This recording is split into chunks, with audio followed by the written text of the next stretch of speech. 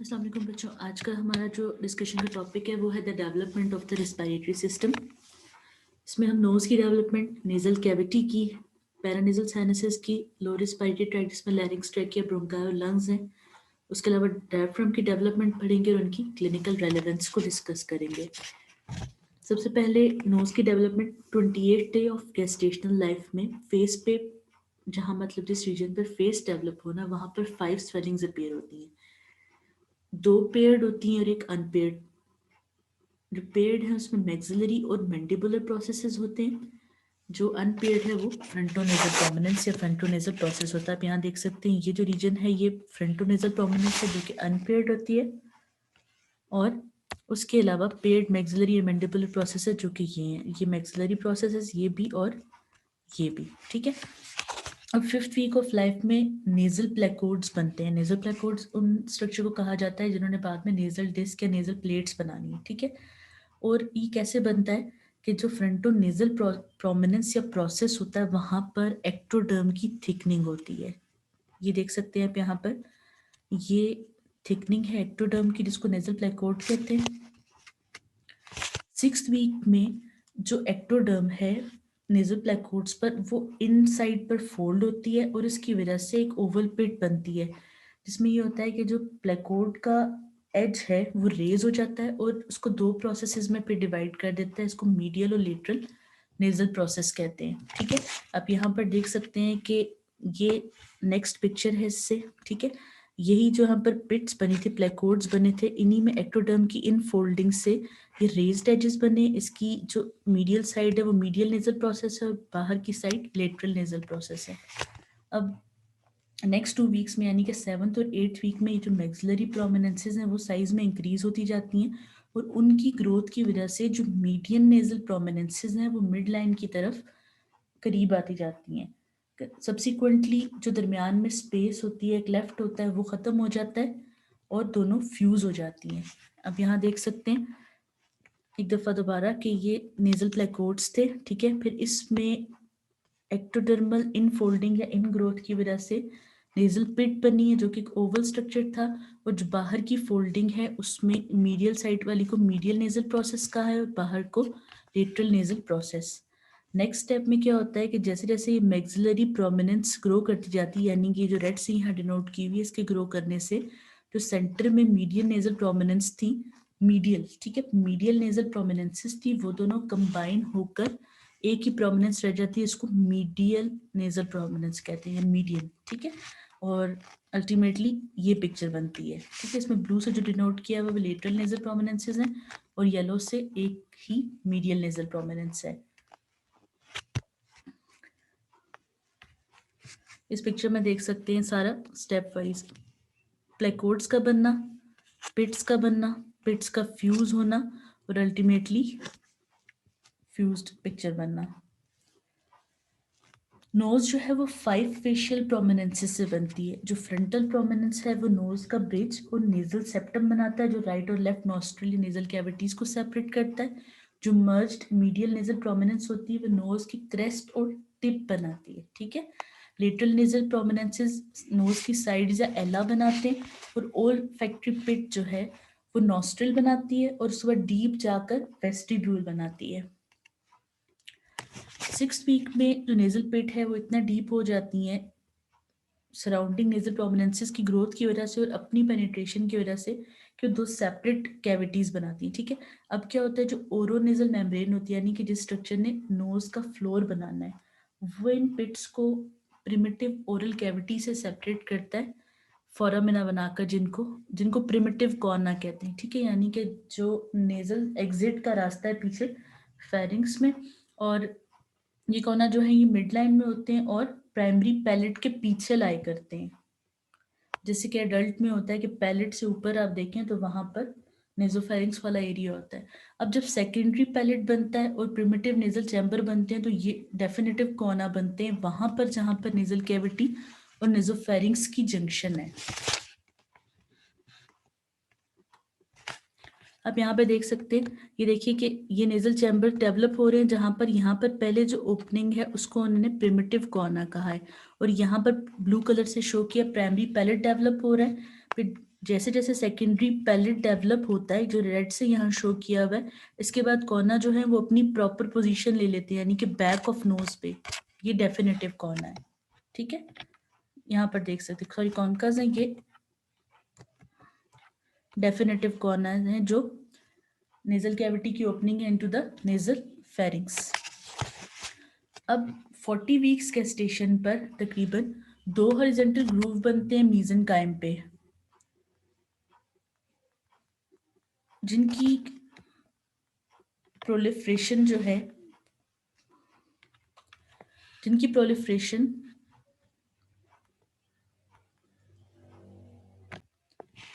मैक्सिलोटर्बिनेट मीजेनकाइम कहलाती है, ठीक है। ये जो ग्रूव्स हैं किस तरह बनते हैं कि लेटरल वॉल के आउट पाउचिंग होती है मीडियल डायरेक्शन की तरफ, यानी कि अगर ये लेटरल नेजल वॉल है, इससे पाउचेस बनते हैं जिनकी डायरेक्शन, और ये सेंटर में सेप्टम है और ये दूसरी लेटरल वॉल है, ठीक है। ये जो पाउचेस हैं ये प्रोजेक्ट कर रहे होते हैं लेटरल वॉल से medial side of the cavity की तरफ, और ये प्रिकर्सर्स होते हैं जिन्होंने बाद में मीडियल और मिडल और इंफीरियर मिएटस बनाना होता है, और साथ में इंफीरियर टर्बिनेट बनाना होता है, जिनको कॉन्कास भी कहते हैं, ठीक है। अब उसके बाद एथमोइडो टर्बिनेट बनता है, जो बाद में मिडल और सुपीरियर टर्बिनेट्स बनाता है, ठीक है। और एक दफ़ा जब टर्बिनेट्स बन जाते हैं फिर साइनस की डेवलपमेंट शुरू हो जाती है और अर्ली एडल्ट लाइफ तक कंटिन्यूड रहती है, ठीक है। अब पैरानेजल साइनसेस कैसे डेवलप होती हैं? पैरानेजल साइनसेस जो हैं वो पैलेट के साथ साथ डेवलप होती हैं, ठीक है। डाइवर्टिक्यूलास बनते हैं लेटरल नेजल वॉल में, जो बाद में मैक्सिला, इथमॉइड, फ्रंटल और स्फिनॉइड बोन में एक्सटेंड करते हैं। आप इस पिक्चर में देख सकते हैं कि ये जो 3 टर्बिनेट्स थे, ठीक है, इनसे आउट पाउचिंग हो रही है, ये साथ की बोन है, ठीक है। पहले बिल्कुल छोटी सी आउट पाउचिंग है जो कि एडल्ट लाइफ के साथ साथ साइज में एक्सटेंड कर दी जाती है। इसमें इंपॉर्टेंट चीज़ याद रखने को ये कि सबसे पहली साइनस जो डेवलप होती है यूट्राइन लाइफ में वो मैक्सिलरी साइनस है, इसके बाद इथमॉइडल साइनस डेवलप होती है, और बर्थ पे सिर्फ यही 2 साइनसेस प्रोमिनेंट होती हैं जो प्रेजेंट होती हैं। उसके बाद जो है वो फ्रंटल और स्फिनॉइड साइनस डेवलप होती है। बाकी का जो रिस्पायरेटरी ट्रैक्ट, इसको लोअर रिस्पायरेटरी ट्रैक्ट कहते हैं, यानी कि from larynx to the alveoli, उसकी डेवलपमेंट कंकरेंट होती है। 22nd डे ऑफ लाइफ पे लोअर रिस्पायरेटरी ट्रैक्ट बनना शुरू होता है। अब इसकी जो डेवलपमेंट है आप उसको 5 स्टेजेस में डिवाइड कर सकते हैं, ठीक है। एम्ब्रियोनिक स्टेज है, स्यूडोग्लैंडुलर स्टेज है, कैनेलिक्यूलर, सेक्युलर और अल्वियोलर स्टेज है। अब वैसे ये प्रोसेस जो है ये फीटल लाइफ में शुरू होता है, लेकिन जो प्रॉपर मैचुरेशन है वो जाकर 8 ईयर्स ऑफ लाइफ पे कंप्लीट होती है। अब ये जो डेवलपमेंटल डिले है ये इंपॉर्टेंट है, क्योंकि अगर कोई बेबी किसी ऐसी स्टेज पे बॉर्न होता है जिसपे लंग्स जो है वो प्रॉपर फंक्शनल कैपेसिटी नहीं रखते, तो वो इनकम्पेटेबल होता है लाइफ के साथ, ऐसे बेबी सर्वाइव नहीं करते, ठीक है। सबसे पहली स्टेज इसको एम्ब्रियोनिक स्टेज कहते हैं। अच्छा, एक चीज़ और कि लंग्स की मैचुरेशन स्टेज 4 स्टेजेस हैं, और जो सिस्टम की डेवलपमेंट है वो एम्ब्रियोनिक स्टेज से कंसीडर होती है। अब जो एम्ब्रियोनिक स्टेज है 3 to 6 weeks of foetal life आप इसे कह सकते हो, ठीक है। अब यहाँ पर क्या होता है, रिस्पायरेटरी डाइवर्टिकुलम निकलता है प्रिमिटिव फोरगट एंडोडर्म पे, यानी जो स्ट्रक्चर जिसने गैस्ट्रोइंटेस्टाइनल ट्रैक्ट बनाना है इसको फोरगट कहते हैं, उसमें से एक डाइवर्टिकुलम या आउट पाउचिंग होती है उस जगह पर जहाँ पर फेरिंग्स है। अब वहाँ पर क्या होता है, वो जो आउट पाउचिंग निकली है वो बर्ड्स की फॉर्म में उससे लंग्स बनाने हैं, ठीक है। वहाँ से सारा प्रोसेस स्टार्ट होगा। अब क्या होता है कि 4th वीक ऑफ डेवलपमेंट में उस जब आउट पाउचिंग हुई थी उसका कॉर्डल एंड ट्रैकिया बनाता है, और वो फर्दर बाइफरकेट करके राइट और लेफ्ट प्राइमरी ब्रोंकियल बर्ड्स बनाता है, जो ग्रो करते हैं साथ ही डेवलप होने वाली स्प्लैंक्टन फ्लूइड मीजोडर्म में, उनके साथ साथ ही मीजोडर्म भी ग्रो कर रही है, और ये स्ट्रक्चर खुद एंडोडर्म से डेवलप हो रहे होते हैं, ठीक।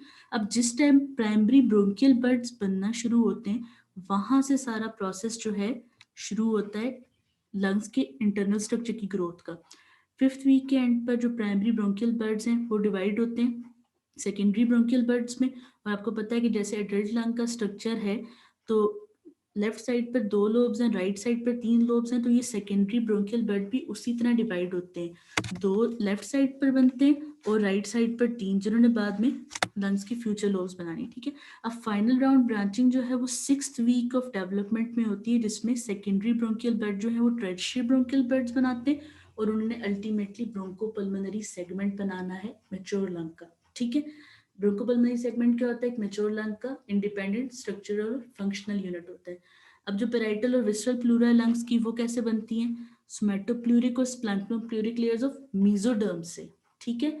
खुद सारा स्ट्रक्चर एंडोडर्म से डेवलप होना शुरू हुआ था, ठीक, लेकिन उसकी जो प्लूरा है वो मीजोडर्म की सोमैटोप्लूरिक और स्प्लैंक्नोप्लूरिक लेयर्स से बनती है, ठीक।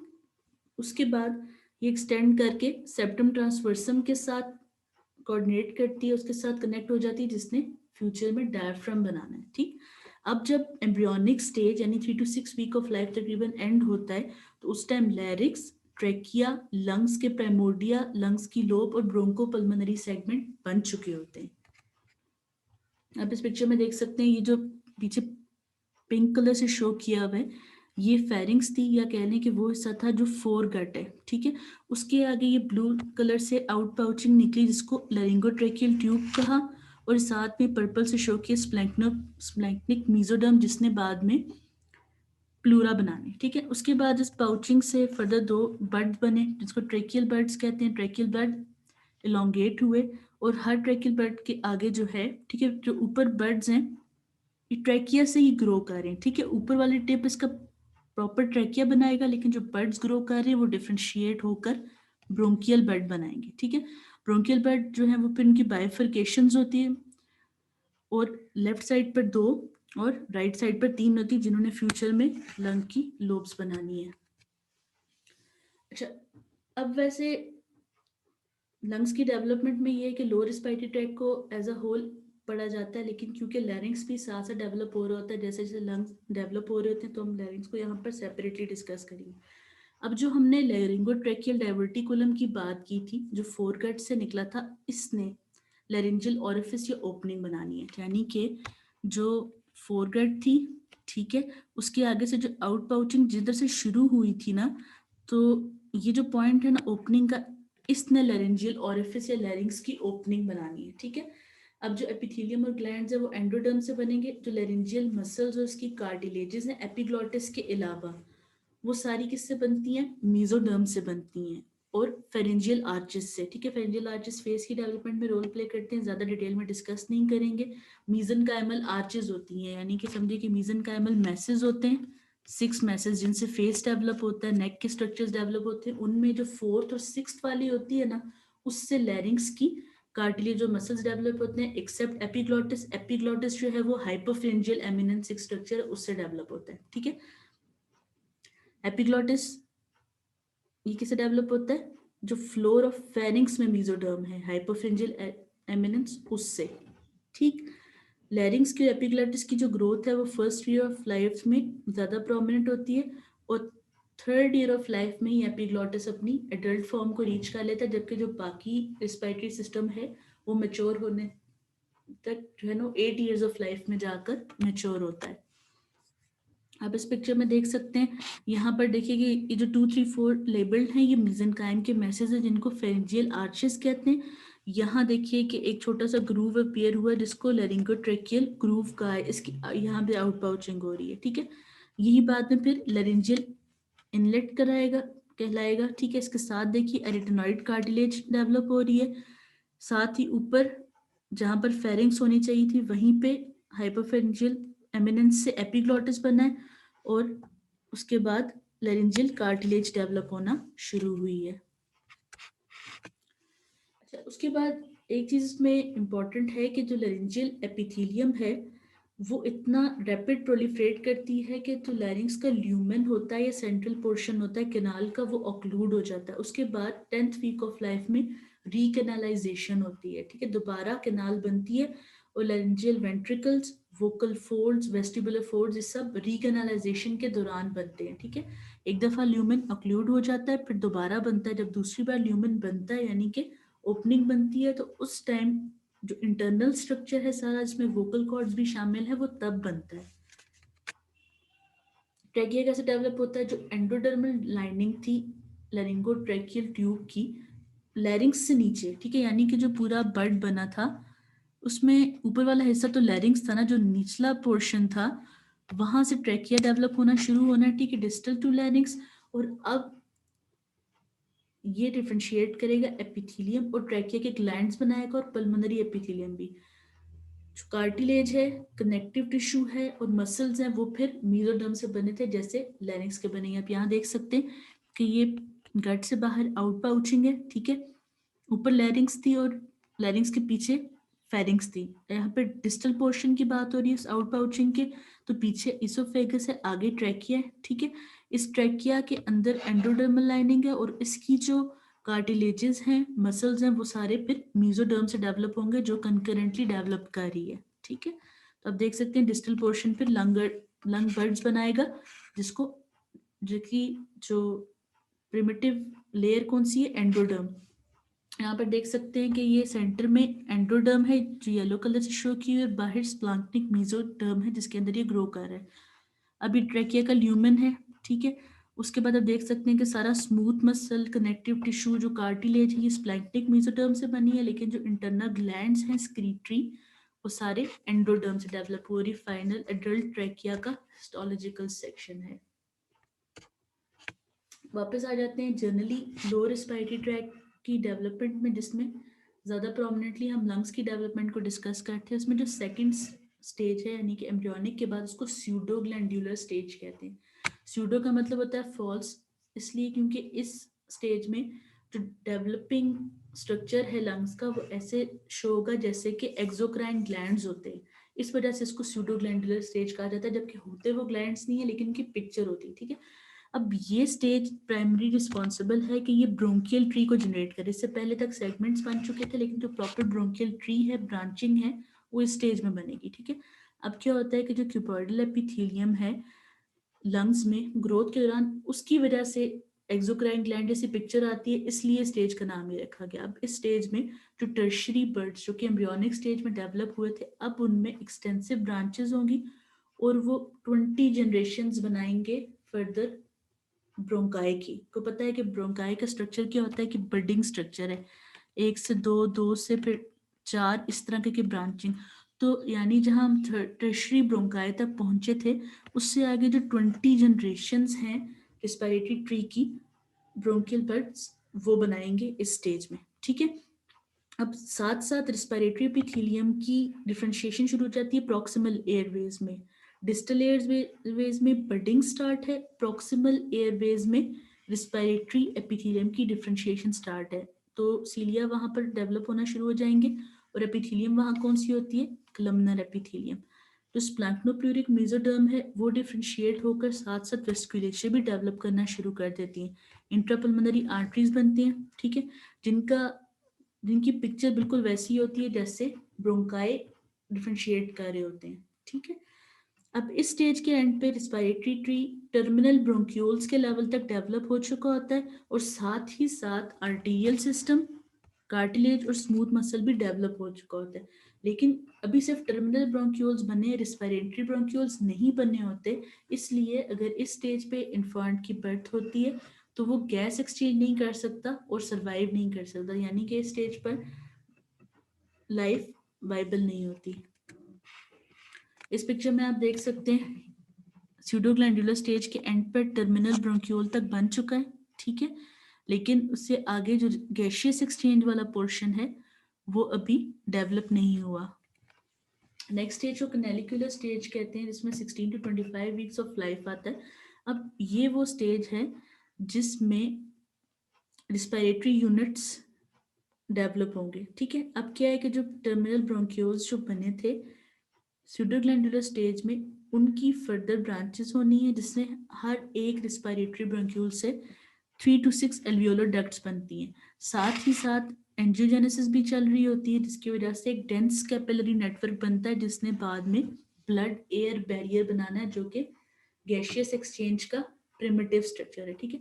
अब 20th वीक में साथ साथ जो क्यूबॉइडल एपिथेलियम है उसमें एक स्ट्रक्चर अपीयर होना शुरू होता है जिसको हम लेमिलर बॉडीज कहते हैं। लेमिलर बॉडीज वो स्ट्रक्चर है जिन्होंने सरफेक्टेंट बनाना है, ठीक है। और सरफेक्टेंट के अंदर क्या कॉम्पोजिशन, उसमें लिपिड्स होती हैं और सर्फेक्टेंट प्रोटीन्स होती हैं। अब इस स्टेज पे बिल्कुल शॉर्ट से डिफरेंशिएशन होती है टाइप 2 निमोसाइट्स की स्क्वैमस टाइप 1 निमोसाइट्स में। बाद में इन्होंने स्ट्रक्चर एपिथेलियम बनानी एल्वियोलाई की। अब इस स्टेज पे थोड़ी सी रिस्पायरेशन पॉसिबल होती है, ठीक है, क्योंकि रेस्पिरेटरी ब्रोंक्यूल्स डेवलप हो चुके होते हैं, सर्फेक्टेंट बनना शुरू हो गया होता है, लेकिन लिमिटेड सर्फेक्टेंट प्रोडक्शन और limited surface area for gases exchange होने की वजह से इस स्टेज पे भी लाइफ पॉसिबल नहीं है। उसके बाद जो स्टेज आती है उसको सेक्युलर स्टेज कहते हैं। ये वीक 24 से बर्थ तक रहती है। अब इस स्टेज में जो गैस एक्सचेंज एरिया है लंग्स का वो इंक्रीज होता है, ठीक है, यानी रेस्पिरेटरी ब्रोंक्यूल्स बन चुके थे, एल्वियोलर डक्ट्स अपीयर होना शुरू हो चुकी थी कैनालिकुलर स्टेज पे, लेकिन अब सेक्युलर स्टेज पे उनकी फर्दर ग्रोथ से लंग्स का जो गैस एक्सचेंज एरिया है वो इंक्रीज हो जाता है, ठीक है।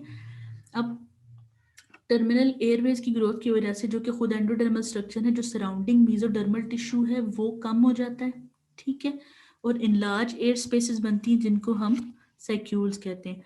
हर जो एक सैक्यूल है उसमें सेपरेशन कैसे होती है, उसके अंदर थिक सेप्टा मौजूद होते हैं और इस सेप्टा के अंदर एक डबल कैपिलरी नेटवर्क होता है, ठीक है। टाइप 2 निमोसाइट्स की डिफरेंशिएशन की वजह से जो सैक की वॉल है उसका साइज थिन हो जाता है, जो कि ज़रूरी है ताकि वहाँ पे गैशियस एक्सचेंज हो सके, ठीक है। अब कैपिलरीज जो हैं वो सेक्युलाई की वॉल के अंदर इंटर होती हैं और ब्लड एयर बैरियर कंपोज करती हैं।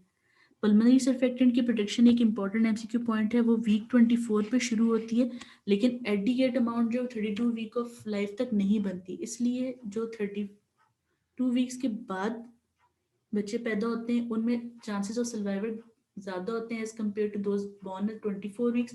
24 वीक्स पे भी बर्थ अगर हो जाए तो लाइफ वाइबल है, लेकिन उसमें बहुत ज़्यादा केयर देनी पड़ती है, ठीक है। ऑक्सीजन की डिमांड होती है बच्चों की।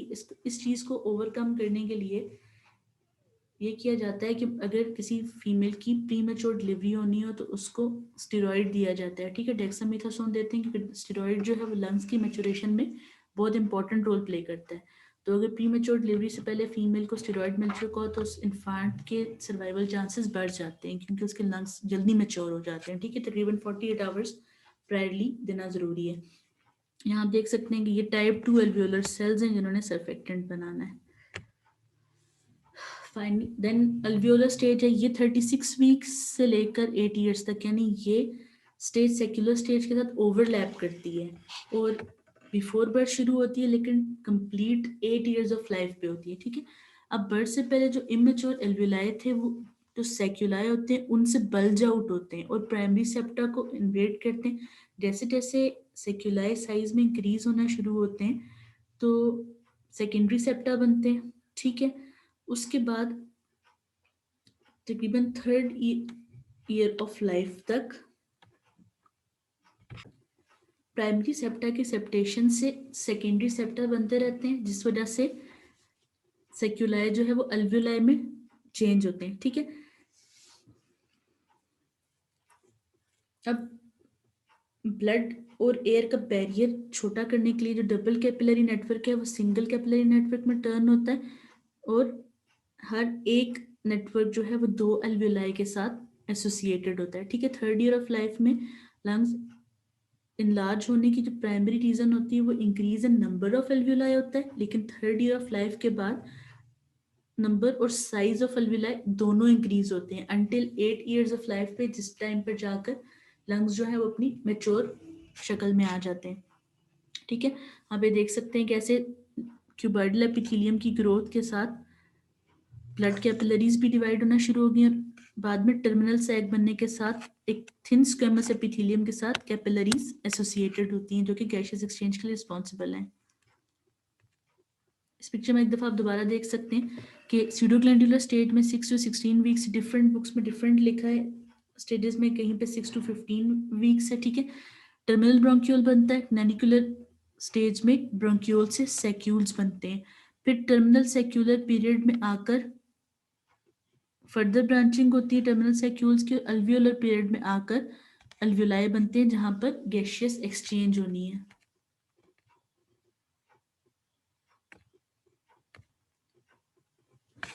इस पिक्चर में समरी है सारी। फीटल स्टेज है, एम्ब्रियोनिक पीरियड, ठीक है। इसमें ट्रैकिया, ब्रोंकाई, लो ब्रोंकाई और सेगमेंट्री ब्रोंकाई बन जाते हैं। स्यूडोग्लैंडुलर स्टेज में ब्रोंक्यूलाई और टर्मिनल ब्रोंक्यूलाई बनते हैं। कैनालिकुलर स्टेज में रिस्पिरेटरी ब्रोंक्यूलाई बन जाते हैं। सेक्युलर स्टेज में अल्वियोलर डक्ट्स बन जाती हैं और एंड पे अल्वियोलर स्टेज में एल्वियोलाई बनते हैं। ठीक, एक निमोनिक है जिससे आप स्टेजेस को याद रख सकते हैं। Every pulmonologist can save alveoli, E for embryonic, P for pseudoglandular, canalicular, saccular and then alveoli stage, ठीक है।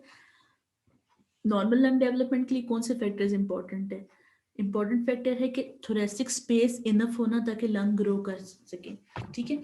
अगर किसी वजह से थॉरिक्स जो है, बोनी स्केलेटन जो है वो प्रॉपर ग्रो नहीं करता, स्पेस नहीं देता लंग्स को ग्रोथ के लिए, तो भी लंग्स का हाइपोप्लेजिया होगा, लंग प्रॉपर ग्रोथ नहीं कर सकेंगे। फीटल ब्रीदिंग मूवमेंट्स होना इंपॉर्टेंट है। बेशक जो प्रॉपर रेस्पिरेशन है या ऑक्सीजनेशन है लंग्स से, वो बर्थ के बाद शुरू होती है, लेकिन एम्ब्रियोनिक लाइफ में फीटल ब्रीदिंग मूवमेंट शुरू हो जाती हैं, ठीक है। उन ब्रीदिंग मूवमेंट की वजह से क्या होता है कि ब्लड का फ्लो जो है वो लंग्स की तरफ आता है, और लंग्स जो है वो उस टाइम ऑक्सीजनेशन नहीं कर सकते, लेकिन मेटाबॉलिक एक्टिविटी होती है।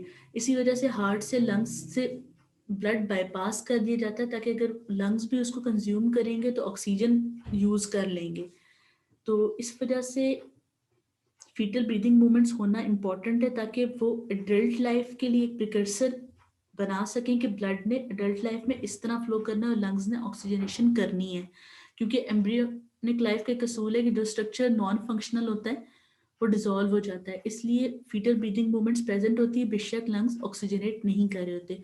उसके अलावा एक चीज़ इंपॉर्टेंट है कि एडिकेट एमनियोटिक फ्लूइड होना ज़रूरी है, क्योंकि अगर एमनियोटिक फ्लूइड कम होगा तो भी लंग्स की डेवलपमेंट नहीं होती, ठीक है। क्लिनिकल रेलिवेंस ये कि ट्रेकियोएसोफेजियल फिस्टुला, क्योंकि जो स्ट्रक्चर फोरगट है उससे रिस्पिरेटरी सिस्टम बनना शुरू होता है, तो अगर उसमें कोई एबनॉर्मेलिटी हो तो फिस्टुला ये एबनॉर्मल कनेक्शन रह जाता है, ठीक है।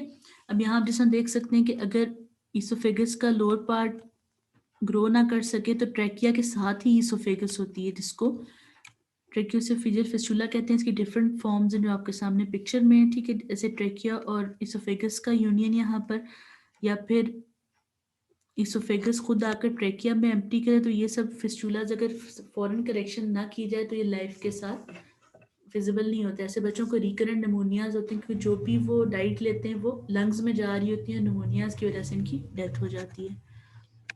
डायफ्राम की डेवलपमेंट की बात करें, डायफ्राम क्या है? एक मस्कुलर टेंडनस डूम शेप पार्टीशन है थोरेसिक और एब्डोमिनल कैविटीज के दरमियान, और ये 4 सोर्सेस से डेवलप करता है, ठीक है। सबसे पहली और इम्पॉर्टेंट सोर्स है कॉम्पोनेंट सेप्टम ट्रांसपर्सम है, जो कि डायफ्राम का सेंट्रल टेंडन बनाता है।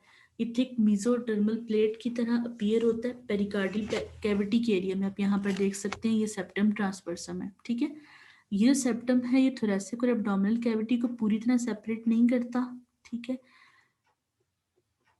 और ये जो सेप्टम है ये प्रिमिटिव मीडियास्टल मेसोकाइम के साथ और प्लूरोपेरिटोनियल मेम्ब्रेन के साथ फ्यूज करता है, ठीक है। इससे सिर्फ सेंट्रल एरिया बनाता है, यही वजह है कि जो प्लूरोपेरिटोनियल मेम्ब्रेन्स हैं या कार्डियक जो पेरिकार्डियम है वो डायफ्राम के साथ फ्यूज्ड होती है, ठीक है।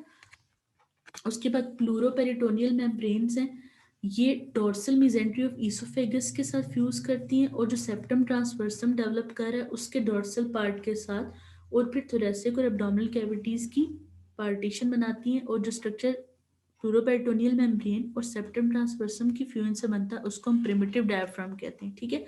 एडल्ट में सिर्फ ये थोड़ा सा ही स्ट्रक्चर होता है, ठीक। डोर्सल ईसोफेजियल मेसेंट्री की बात करें तो ये सेप्टम ट्रांसवर्सम, ठीक है, उसके साथ और प्लूरोपेरिटोनियल मेम्ब्रेन के साथ फ्यूज करके डायफ्राम का मीडियन पोर्शन बनाता है। जो क्रूरा ऑफ डायफ्राम होते हैं, लेग लाइक स्ट्रक्चर्स होते हैं डायफ्राम के, वो इस स्ट्रक्चर में से डेवलप करते हैं। 9 to 12 वीक ऑफ लाइफ में जो प्लूरल कैविटीज हैं उनका साइज इंक्रीज होता है और वो लेटरल बॉडी वॉल्स की तरफ ग्रो करती हैं। वैसे ही ग्रोथ वैसे सेंटर में हो रही होती है, लेकिन 9 to 12 वीक में लेटरली ग्रो करने की वजह से बॉडी वॉल्स में इन्वेट करते हैं ये टिश्यूज, ठीक है। अब जो बॉडी वॉल टिश्यू है इस टाइम जो है डायफ्राम के पेरिफेरल पार्ट्स बनाते हैं, ठीक। और इन्हीं प्लूरल कैविटीज की एक्सटेंशन जो होती है बॉडी वॉल्स में, वो कोस्टो डायफ्रेगमेटिक रिसेसेस बनाते हैं। अब यहाँ देख सकते हैं कि सेंटर में जो डेवलपमेंट है वो सेप्टम ट्रांसवर्सम की वजह से, जो कि सेंट्रल टेंडन बनाता है, ठीक है, जो लाइट पिंक से शो किया। उसके बाद मिजेंट्री ऑफ ईसोफेगस है, जो कि डायफ्राम की क्रूरा बना रही है। ये प्लूरोपेरिटोनियल फोल्ड्स हैं जो जिसने साथ मिलके वैसे तो प्रिमिटिव डायफ्राम बनाना था, ठीक, लेकिन ये जो मेन कंपोनेंट है, मस्कुलर पोर्शन है स्पेशली डायफ्राम का, वो मस्कुलर इन ग्रोथ से बनता है। जो बॉडी वॉल से अंदर की तरफ ग्रोथ है मीजनकाइम की, उसकी वजह से बनता है डायफ्राम की फाइनल पिक्चर। इनर्वेशन और पोजीशन के बारे में डिस्कस करेंगे तो फोर्थ वीक ऑफ लाइफ में जो सेप्टम ट्रांसवर्सम होता है वो सर्वाइकल सोमाइट्स के अगेंस्ट मिलता है, ठीक है। फिफ्थ वीक में जो स्पाइनल सेगमेंट की नर्व्स हैं वो सोमाइट्स माइग्रेट करते हैं सेप्टम ट्रांसवर्सम में, ठीक है। और यही वजह है कि डिसेंड करने के बाद भी, फोल्डिंग के बाद जब डायफ्राम डिसेंड करके थोरेसिक और एब्डोमिनल कैविटी के मिडवे में आ जाता है, तब भी जो नर्व सप्लाई है वो सर्वाइकल सोमाइट्स की वजह से nerve root number C3, C4, C5 से आती है, ठीक है।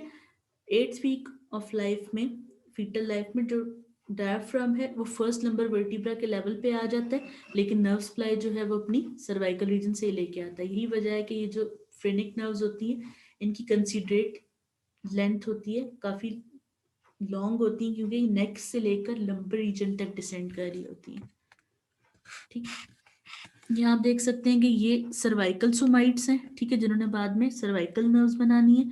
ब्लू कलर से सेप्टम ट्रांसवर्सम है, जो कि बाद में सेंट्रल टेंडन बनाएगा डायफ्राम का, ठीक है। ये साथ में डेवलपिंग हर्ट है।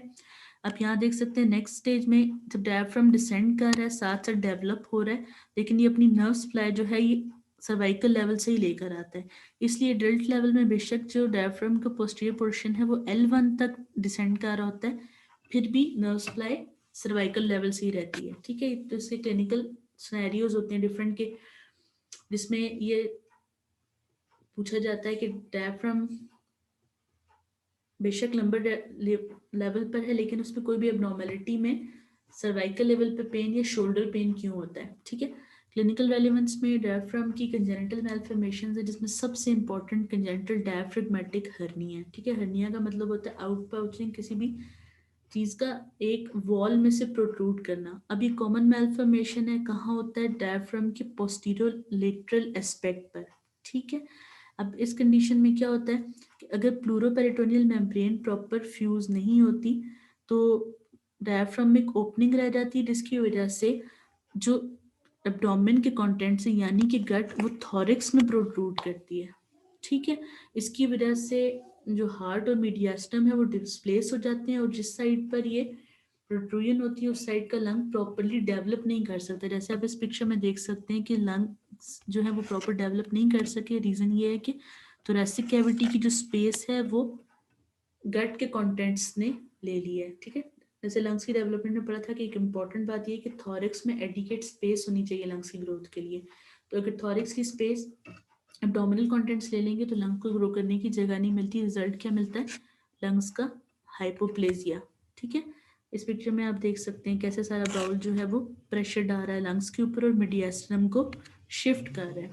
उसके बाद कुछ और कंडीशन जैसे कंजेनिटल हाइटल हर्निया है, ठीक है। इसमें क्या होता है, हाइटस या ओपनिंग होती है ईसोफेगस के साथ, जहाँ ईसोफेगस डायफ्राम के सेंट्रल पोर्शन को पेरिस्कार होता है ना, वहां पे। तो वैसे ये एक्वायर्ड लेयन है, ठीक है, बाद में डेवलप होता है, बर्थ पे प्रेजेंट नहीं होता। फिर एक ईसोफिजियल हर्निया, अगर ईसोफेगस की लेंथ शॉर्ट हो तो स्टमक जो है वो थॉरिक्स में नजर आ सकता है, इस कंडीशन को ईसोफिजियल हर्निया कहते हैं। उसके अलावा एक रीट्रोस्टर्नल या पैरास्टर्नल हर्निया ऑफ मॉर्गेग्नी, इसमें होता है कि जहां पर स्टर्नम के साथ डायफ्राम अटैच्ड होता है, ठीक है, स्टर्नम की टिप पर, वहां छोटे सा डिफेक्ट होता है, जिस वजह से इंटेस्टाइनल लूप्स जो है वो चेस्ट में आ जाती हैं। उसके बाद एक कंडीशन को कहते हैं कंजेनिटल इवेंट्रेशन ऑफ डायफ्राम। इसमें आधा जो डायफ्राम होता है उसके मसल्स डिफेक्टिव होते हैं, इस वजह से जो एब्डोमिनल कैविटी के कंटेंट्स हैं वो बैलून अप करके चेस्ट कैविटी में आ जाती हैं, यानी कि जो डायफ्राम है वो खुद स्ट्रांग नहीं होता, तो वो एब्डोमिनल कंटेंट्स को होल्ड नहीं कर सकता, इस वजह से वीक पोर्शन थॉरेक्स में प्रोट्रूड कर रहा होता है, ठीक है। यानी कि उसके जो स्पेस है वो थॉरेक्स कैविटी में ऑक्युपाई कर रहे होते हैं, लेकिन कोई होल नहीं होता, सिर्फ मसल वीक होने की वजह से पुश अप किया होता है एब्डोमिनल कंटेंट्स ने थोरेसिक कैविटी के अंदर।